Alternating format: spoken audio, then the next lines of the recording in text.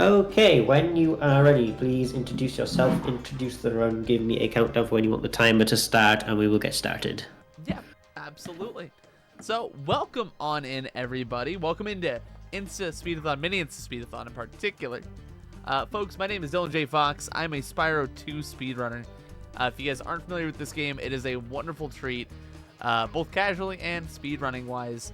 I'm okay at a lot of the categories. I'm pretty decent. I've spent a lot of time with this game, and I think you're going to like what you see if you've never seen anything before. Yeah, we can. I'm gonna get to the second cutscene, and we'll start timing on fade in. So I'll kind of count you in for that then. Um, so folks, welcome again to Mini Insta Speedathon. This is an awesome little marathon to be a part of. If you don't know, we're raising money for Everyone Can, which is an awesome charity, which we'll talk about more throughout the run. I'm gonna skip that cutscene, and I'm gonna be fading in here in 2, 1, and go ahead and start the timer. So, folks, Spyro 2 Ripto's Rage. It is a game that was released all the way back in the 90s. Quite literally, it is a nostalgia trip. And in the context of speedrunning, it's kind of like weird because it's had like waves of popularity, and it's definitely swollen up again since the release of the Reignite trilogy about 5 years ago. But of course, Spyro 2 in particular is its own beast to the Reignited games. A lot of Chamey, big friend there, actually Reignited runner coming in here, Chamey, with the raid. Thank you, Chamey, so much for that. This game hinges on the idea of collecting gems, collecting talismans, collecting orbs. However, this specific category, we are mainly going to be focused on 800 of those gems, which there are 10,000 of them in this game, alongside 14 talismans, as you might have gathered by the category name. To do this, to get the talismans, we need to get to the end of the level in all of the main worlds in the first 2 home worlds of Summer Forest and Autumn Plains. Ooh, very close on Beetle. I practiced that a little bit before we got in here. All right, we get a second try at Beetle. We get the second one. So this is called a proxy. So I missed that second one there. I unfortunately didn't even really get like an attempt properly at it. But you saw me get height off of like kind of flaming a fodder and then charging into its body. That's gonna be something that you're gonna see throughout the run. I'll be referring to it as a proxy. Basically, we utilize those to get through the levels super duper fast. And that one in particular saves about like 35 seconds, give or take. But by missing it, we actually get like a bunch of gems, which helps to kind of make up the time deficit that you kind of lose. And in a marathon setting, it's almost kind of better to miss it just for the sake of like saving the gems, if that makes sense. But yeah, your mission's just to get to the end of every single level, talk to these NPCs here like Foreman Max, and say give us the Idle Springs Talisman. It's honestly a very, very fun, very chill category. I run it utilizing pretty much all of the same strats that Record does. But I'm not quite as good as the record holder. I'm pretty okay, though. I have a 24, Record's a 22. I'm a little ways off, but we'll get there one day. So we're just going to kind of continue on. You're going to see a lot of the same techniques, the same ideas kind of present throughout the run. We're going to be utilizing a trick called the double jump, which you've seen me do a number of times. I'll call it out when I do it here next. Which, if you've never seen Spyro, he's not usually supposed to jump all that high. A standard jump is not supposed to get you all the way up here, nor is it supposed to allow you to get all the way up onto here, and then get through like there by doing a little cheeky out of bounds. This is the main movement mechanic of the game. It is your bread and butter, so to speak. And it is present in literally every single level in various different degrees. It is, once again, your bread and butter for the speed game, more or less. It also segues into another trick and another ability that we're going to be utilizing later in the run, and also potentially here in a second, called the Sproder. Sproder is referring to the character Superman, actually, as well as Spider-Man. It's actually a mix, because what he does is he clings to walls. He goes around walls, Spyro does, with this trick. But he also does, like, kind of the Superman fist in the air forward like this, like he's flying. And that's where the name comes from. So here we're going to attempt another proxy, this time on a frog. I missed it. So we are going to attempt a backup Sproder. So you're going to see that. So you see his like little front leg go forward. And we got like a nice little Sproder backup. That's actually pretty nice. That saves a good chunk of time. Even if that is like a backup, it still saves, give or take, like another like 7 or 8 seconds. It's fairly challenging, but like once you have a hang for Sproders, which fortunately I've spent a lot of time doing, it's not too bad. So we saw 1 out of bounds already, 2 out of bounds street. Did we see 2? It was 2 out of bounds. We saw 1 in Glimmer. We saw 1 in Colossus. Here is the most, I think, famed out of bounds, I would say, in this category. It's famed for the wrong reasons. Usually you can fall through and clip out and fail it, but fortunately I'm that guy and I don't miss it. And we're just gonna hop on into the end of level Talisman room once again. Another very quick level. To give you an idea of what I would describe this category as, it's kind of an all end of levels type of category. The intention again being, as you'd imagine, just to get straight to the end of level. Like, it's nothing too complex, and there's a lot of different ways to learn it, a lot of different variations of the same tricks and stuff like that, and a lot of different ways that you can run it. So as mentioned, I'm running the, quote, record route. You don't have to run this category anywhere near the same way I am right now. There's a lot of very challenging things, especially in the first homeworld here, one of which is coming up right now. So if you've ever played this game casually, usually to get over to this section, you need to have bought Swim, right? You need to already have Swim. You need to be able to swim throughout like the level and stuff like that. And I haven't done that. So to get to the end of level here, we need to do what's called Turtle Proxy, which is not wanting to cooperate too quick here. I'm hoping I can get this fairly fast for you guys. Which basically, there's a decent example. You want to land Spyro's horns right between the eyes of this turtle, and he'll send you big uppies. Ooh, that's tough. That's tough. That's a tough scene. I was actually nailing this right before we started. I was doing a little bit of last-minute practice while we were squaring out all the tech away, but be what it do. All right. And this is a good example of why this this route in this category is pretty brutal. So oftentimes this is one of your quote reset points. Like if you're grinding out a PB, you find yourself resetting a turtle more often than you'd like most times, I'd say. And then there's also a follow-up trick here afterwards, which is a little bit challenging. And then the next level also has like a quote-unquote required trick if you do this route. But we'll get through this here shortly. It won't be too bad. There we go. Not the perfect turtle, but we'll take it. We get to move on. No stress, no skin off my back. All right, and then we're gonna do a little button and get on through there. Thank you. You have to walk off of that not super precise way, but like you have to walk off and then start charging at the right time to actually make it through that door. You can't just straight up charge. Otherwise you will not make it. But that's fine. We're chilling. This is still pretty all right. Like this isn't like unfortunately we did lose quite a bit of time to turtle, but it's no stress really. So from here, we're going to go ahead and hop on up these stairs. And then the next level is, if you've never played it, Aquaria Towers, which Aqua's in the name. It's going to have water. And with that in mind, typically, again, with these levels, the game expects you to have swim, right? So there's a couple things that happen interaction-wise. There are these buttons that exist in it, which allow you to swim. They allow you to swim under the water, specifically. And very nice sheep proxy. Very nice sheep proxy. And if you hit the one at the end of level, it'll put all the water in the level down and allow you just to swim straight to the end of level Talisman. Now, this guy was already up here. If you were looking, you would have seen him.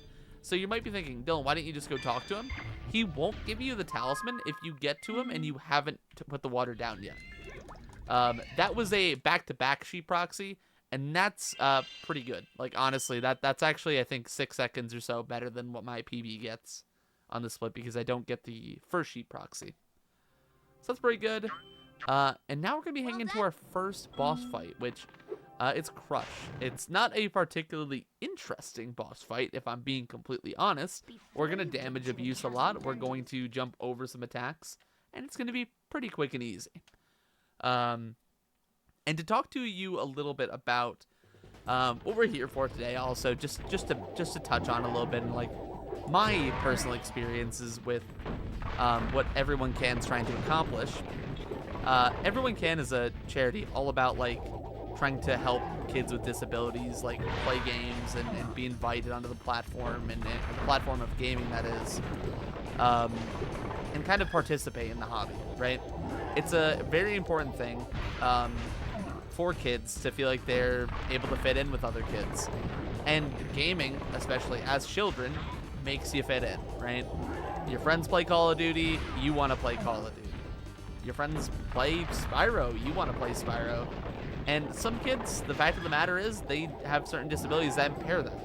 So, what Everyone Can is looking to do is they're looking to combat those disabilities and combat that social isolation that kids often face via not being able to interact with friends or play games or do things quite the same way. So if you guys do have the funds, if you're able to in any way, the money will go an absolutely long way if you are able to donate. Again, / donate in chat if you'd like to check that all out. It's a cause very near and dear to my heart. My little cousin had a very bad disorder with his bones and stuff like that, which basically made it so he couldn't hold a controller like you or I. And it impaired his ability to play games and stuff like that. And he oftentimes felt like he was an outcast. He didn't feel like he belonged. And gaming, being able to like play games, and I would sit and play with him as much as I could, like whenever he would be over at my house or I'd be over at his as a kid, really helped bridge that like isolation he felt. So again, it's an awesome cause, and if you guys are able to, that sucks, check out the donation link. So here, there's a bit of a semi-precise walking double jump that we need to do, which I failed the first time, got the second. It was actually a good double jump. I just hovered really, really early. Then we're going to do another follow-up Sproder, which, unfortunately missed the first one. Got it with the backup, though. Not too bad. We are going to hop up onto this little rib cage, double jump up here, do some creative platforming, that we don't have to pay that little dumb bear down there. I tried to turn the camera, but I turned it the wrong way. Bear with me. Get it? Because there's a bear. That was good, and you know it. Really quick, just want to shout out a bunch of the folks in the Spyro community. I'm actually seeing my man Zingo here, dropping in with a raid. Massive shouts to Zingo. Massive shouts to Jamie again, and just the general Spyro community. Welcome on through. I see Super Dave. I see Squid. I see Nally. I see Fate Wolf. I think I saw Toasted Cat before. Got a lot of goats in chat, a lot of wonderful people. If you guys have any vague interest in learning any of the Spyro games, any of the categories in these games, please join the Spyro community. We are a wonderful place. I know I'm speaking from a biased perspective of being in it, but truly, and I mean this, we have some of the best and most accommodating runners that there are in any speed community I've ever participated in. So, speaking of participating, a lot of these different levels have almost like how would you describe it? They're like, they come in pairs. So you'll notice the NPCs and Skelos here. They are participating in both the Ice Age and the like post Ice Age, like the what would that be called? Like the Stone Age? I guess the Stone Age and the Ice Age. So of course, Crystal Glacier being the Ice Age, this being more the Stone Age level. The NPCs are the same. However, they're existing in two different eras, right? It's a quirky, fun little thing.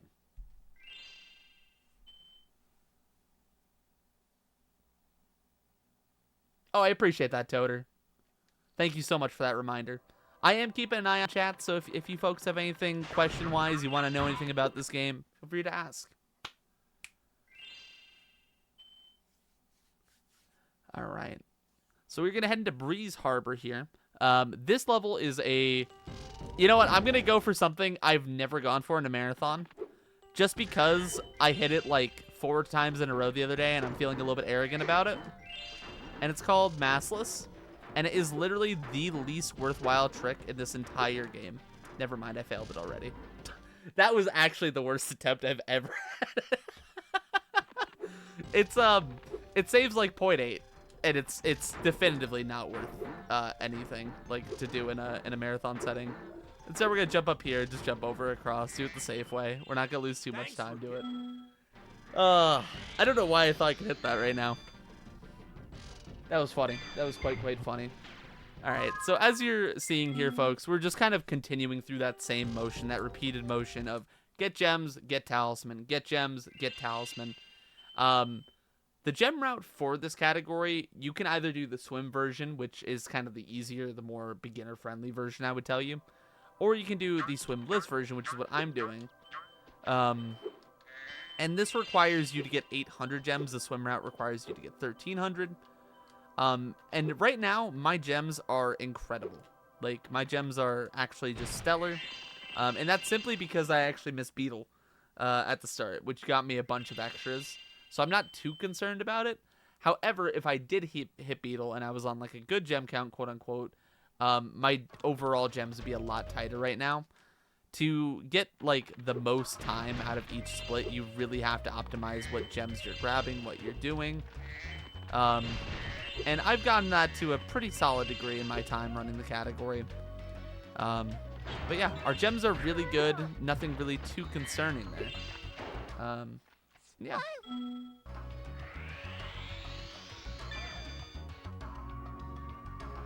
So we are going to hop into this portal.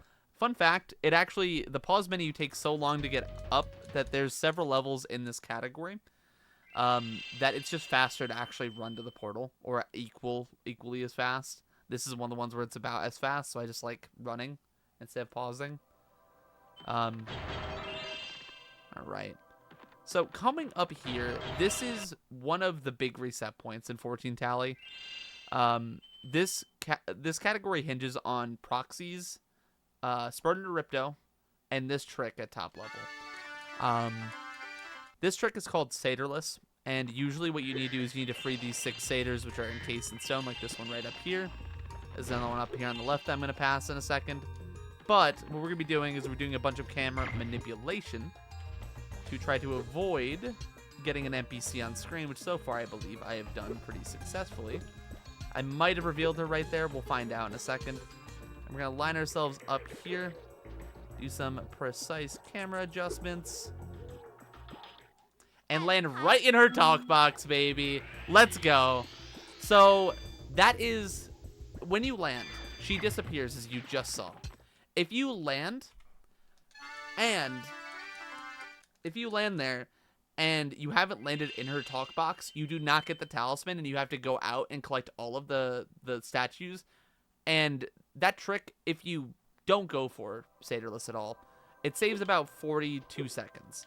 If you miss Satyrless, it loses, give or take, like a minute and like 20, because it just takes a really long time to go all the way around and kind of loop back through, and there's a bunch of extra movement. But fortunately, again, I am that guy, and we hit those. Gotta gas myself up sometimes. I haven't admittedly done much practice, just because, you know, got a lot of confidence myself, got a lot of confidence in this category. But Satyrless is always one to going into it. It's a little bit scary, but again, we are that guy, and we nail it. All right, so here we're gonna do a cute little jump over here, and we're gonna flame charge these 2 baskets, which is not a technique I've really done a lot. Basically, if you're in a charging animation at the same time as like you flame, or like you go like this across the buttons, you can do what's called a flame charge, and that saves a decent amount of time across the whole of like categories like 100%.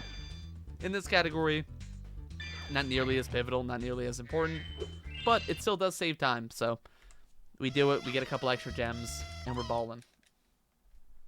All right, we are cooking. Honestly, outside of Turtle and I guess Beetle, this has been a really solid showcase so far. This has been a really good run. Like, I will absolutely take this as just a pure no reset. All right, so here we're using the first 400 gems that we've gotten during the run to pay money bags for the first level, which is Shady Oasis. And after this, we actually only have one more normal level to go, which is Zephyr. Now, you might be thinking to yourself, Dylan, like, why are you saving all this for now? Well, we optimally do Shady Oasis now, strictly because we get a bunch of gems by just doing this escort quest throughout the whole level. This level in particular kind of serves as a precursor to all of the like NPC or the side character levels in Spyro 3, because this is just literally an escort quest the whole way through. All right, kind of messed up my movement there, but recovered nicely. And just in general, like this quest is you're just taking this hippo all the way through. You want to hit certain checkpoints faster than she can, which, by the way, Shorty, for anyone who didn't know, is a girl. A lot of people didn't know that. It's actually in the game manual. A lot of people didn't know that Shorty was a girl in the Spyro community until just recently when somebody posted that in the server. And by recently, I mean it was like 3 years ago, but my concept of time is not really that good. But yeah, it's just an escort mission, and every single one of the side characters that you can play as in Spyro 3, Sheila, Bentley, Agent 9, Sergeant Bird, like, all of them, all of their missions are just straight up just, like, not fetch quests, they're all just escort quests, so, you know, we cruise right along through. Pretty okay shady. I missed one of the checkpoints as early touch, so I actually lost some time here. But that's totally fine. Like, I can accept that kind of time loss. Alright. Alright, and just like that, we're, like, actually pretty close to the end. We got, like, technically one more real level to go, and then we got a boss fight, a quirky little side level that we need to go do for a second. And then we got the final boss. Like, we have been jetting through this super fast. However, we're going to get over here to Allura. We're going to talk to her. Spyro. She's going to be like, hey, man, you need another talisman. Would you like So then we're going to talk to her again, and she's going to teleport us to the Zephyr portal, which is the last talisman we need to acquire. And then once we do this talisman, we'll get rewarped back to that door, and then get to confront Gulp. I can't talk. It's tough. All right. So we're going to do a little double jump here at the start, jump over here, double jump up on the scenery. All right. I need to kind of like do this on cycle because if I do it off, I don't know how to recover it. And we get a little balloon proxy. So same deal as with the fodder with sheep that you saw earlier and stuff like that. You pretty much just want to charge into the hitbox and then press X as you're in it. This will forcibly eject Spyro in whatever direction he is perspective to that hitbox. In the case of that, we were, of course, on top of it, so it ejects us upwards and allows us to get into the talisman room very early. That was a very, very good Zephyr, actually. I kind of focused in a little bit there because you have to make it on a cycle because that balloon is set to a cycle as soon as you enter the level and whenever it's on screen, stuff like that. And if you make it off cycle, it can make that trick a little bit more challenging. You can still hit it. But hitting it off cycle for me is like, I'm probably like 2 out of 10 on that, and I'm like 9 out of 10 on if I make it on cycle. So all the movement beforehand is a lot more important. Speaking of important, it's time to see my beautiful big green wife. This is Gulp. So to give you perspective to how not talented I am at the Gulp fight, how not good I am at this fight.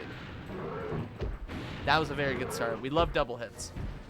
My personal best in this category loses about 45 seconds to the world record holders. Personal best in dirt, like not the split, but our personal best runs. My personal best run of this category loses 45 seconds hits, which is the biggest time loss I have to it, and it's because I'm just not consistent or good at this boss fight. However, we're having a pretty good start. We've got our doubles. We got what we wanted out of it. There we go. So ideally, the pterodactyls that are flying around the ring drop these 3 different items: a bomb, a barrel, and a rocket. Ideally, you get some combination of a barrel and rocket, or a barrel or a rocket with something else within like a distance where you can kind of like make them work together. That's really unfortunate. So that's actually a frame perfect thing where if you hit that barrel into him at the right time, it'll just bounce up and not hit him. You can see very clearly I hit it at him, but that's highly unfortunate. All right, go. Come on. Come on, baby. Tell me something nice. Also, these pterodactyls are semi-random. They will drop their drops at random times. They're not always consistent with when they drop. Like, sometimes they'll drop a little bit faster, a little bit slower. But all in all, that was actually a pretty solid gold for me. Like, I'll take that all day long. We kind of got unlucky with that one barrel just going up in the air, but I will take that all day long. All right. So now we have one more big proxy to go. This one's called Penguin, which I'm really hoping I can hit for you, because this allows us to get a pretty big time save, and also looks pretty cool. We're gonna jump up here, jump on this penguin. Okay, we got another try though, because we get 2 of them.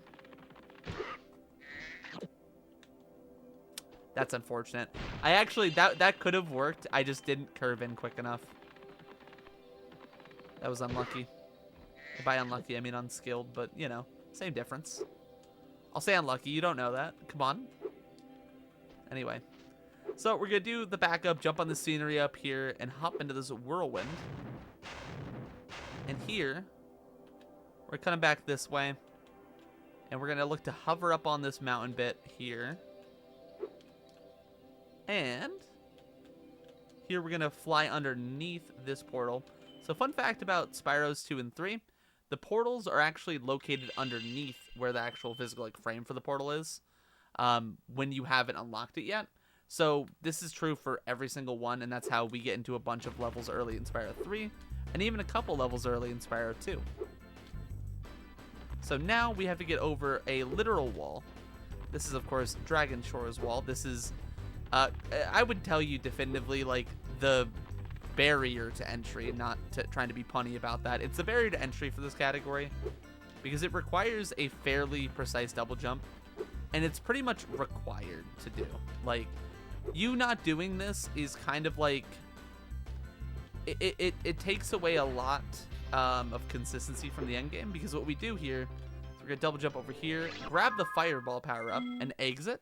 This enables us to kind of spam the final boss with it, making the fight significantly easier.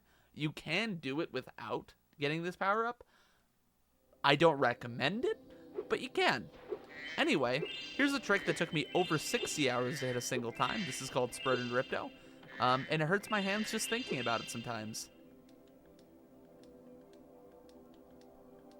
And that is the first time that trick has been hit first try in a major marathon. This is the hardest trick in the entire Spyro series. Fortunately, again, I am that guy. Holy, oh, that's nuts. I almost said a word that I don't know if I can say on here, but that is actually really sick. That is really, really fire. I haven't hit that first try in a marathon yet, but I have hit it in about 4 or 5 so far, because I love that trick. It's very challenging, though. I know I made it look easy, but I promise you, go ahead and try it. I'll try to give you all the steps and how I do it verbatim and explain to you, sit in a call with you if you want to learn it. It's pretty tough.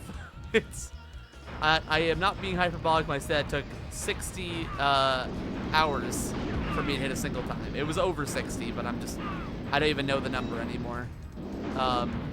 But here we're coming into the final hit of boss. I'll let you know when timing is coming up here. This Ripto fight has been abysmal after that Spyro and Ripto, though, unfortunately.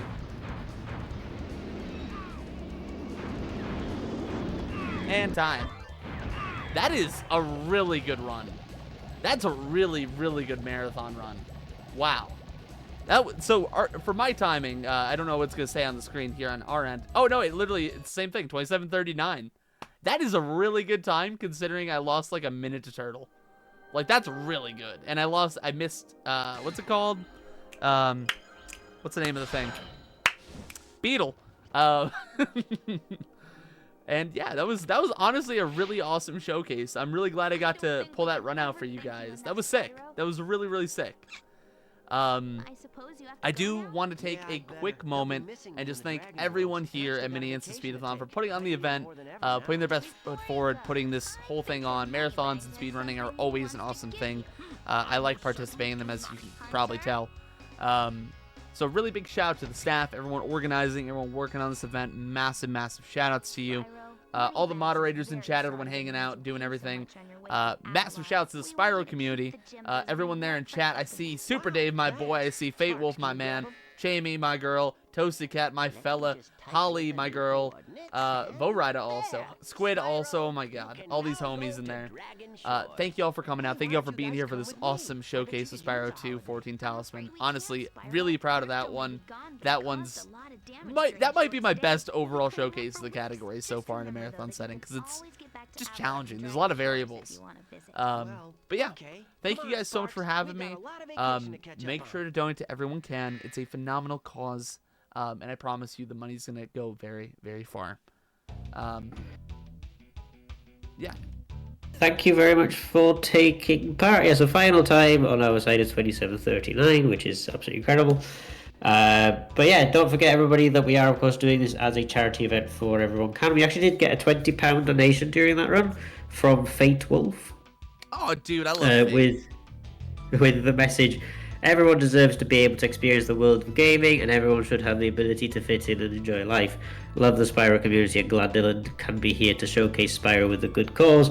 And it also goes towards the incentive to collect all the blue numbers in the Kingdom Hearts 2 Final Mix randomizer run later on.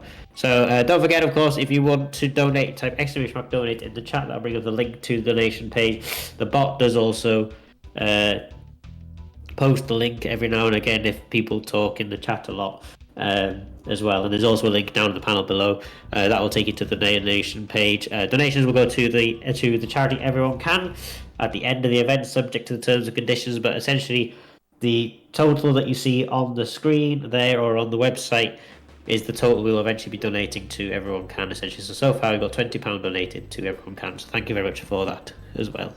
Yes, thank you so much for the donation, Fate. Once again, thank you guys so much for having me. I had a really good time being here, vibing, chilling.